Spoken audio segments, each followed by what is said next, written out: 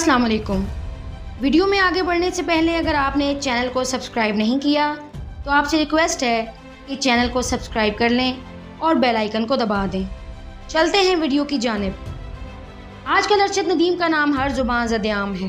कोई तारीफ़ों के पुल बांध रहा है और कोई इस खोज में लगा हुआ है कि कोई खामी और कमी ढूंढी जाए और जो शोहरत अल्लाह पाक ने उसे अता की है उसे कम किया जाए। गुज़िश्ता कई दिनों से सोशल मीडिया पर इस बात पर डिबेट हो रही है कि अरशद नदीम गरीब है या अमीर। कुछ लोगों का कहना है कि अरशद नदीम वैसा नहीं है जैसा उसे दिखाया जा रहा है। अरशद नदीम के पास पैसे की कमी नहीं है, उसे गरीब जाहिर किया जा रहा है। कई चैनल्स ने अरशद नदीम सुखेरा बिल्डिंग के नाम से मियाँ चनू शहर में एक कोठी दिखाई है जो 2 कनाल पर मुश्तमिल है। चंद यूट्यूब चैनल्स के नज़दीक ये बात झूठ पर मबनी है कि अरशद नदीम के पास जेवलन थ्रो खरीदने के पैसे नहीं थे। बकौल उनके अरशद नदीम को शुरू से ही हुकूमत ने सपोर्ट किया और जेवलन लेकर दी। अब सवाल ये पैदा होता है कि हमें ये डिबेट करनी चाहिए कि अरशद नदीम गरीब था या अमीर। उसके पास कितनी दौलत है, उसकी कितनी कोठियाँ हैं, उसे जेवलन किसने लेकर दी, हुकूमत ने उसकी मदद की या नहीं। मेरे ख्याल में हमें ये डिबेट करनी ही नहीं चाहिए। अरशद नदीम ने इंतहाई मुश्किल हालात में अपने कैरियर का आगाज़ किया। उनके वालिद मजदूरी करते थे, घर का गुजारा मुश्किल से चलता था, लेकिन अरशद नदीम ने हिम्मत नहीं हारी। पहले स्कूल सतह पर मुकाबलों में हिस्सा लेते रहे, फिर डिस्ट्रिक्ट लेवल पर मुकाबलों में बेहतरीन कारकर्दगी दिखाई। अरशद नदीम को असल शोहरत उस वक्त मिली जब उन्होंने पंजाब यूथ फेस्टिवल में हिस्सा लिया और गोल्ड मेडल जीता। यहाँ से उनकी बुलंदियों का सफ़र शुरू हुआ और हुकूमती सरपरस्ती भी हासिल हुई। हुकूमत ने उनकी माली मुआवनत की और अच्छी ट्रेनिंग मुहैया की। पंजाब यूथ फेस्टिवल के बाद अरशद नदीम ने पीछे मुड़कर नहीं देखा और कामयाबी की ज़ीने चढ़ते गए। टोक्यो ओलंपिक्स में 5वीं पोजीशन, कॉमनवेल्थ गेम्स में गोल्ड मेडल और फिर पेरिस ओलंपिक्स में सारे रिकॉर्ड तोड़ डाले।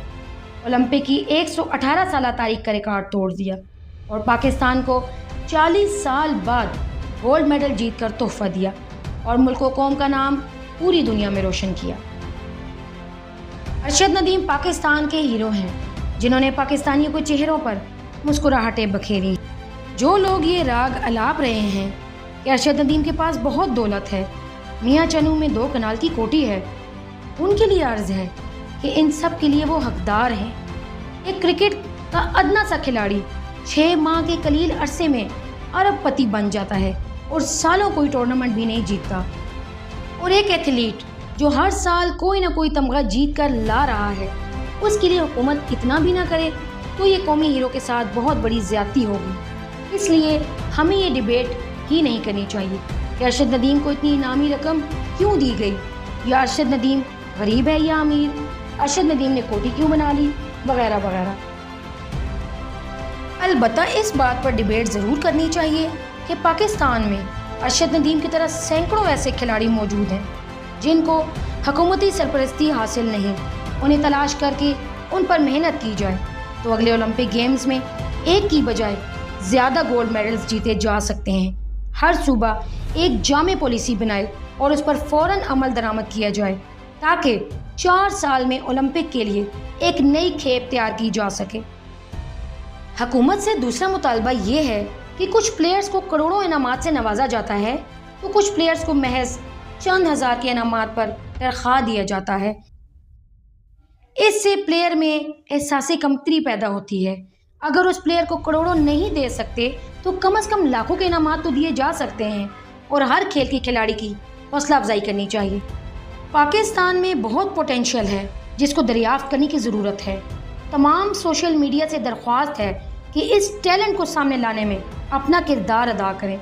आखिर में तमाम कौमी हीरोज़, ख़ास तौर पर अरशद नदीम के लिए दुआ है कि अल्लाह पाक उनकी जानो माल की हिफाजत फरमाए और हासिदीन के हसद से बचाए।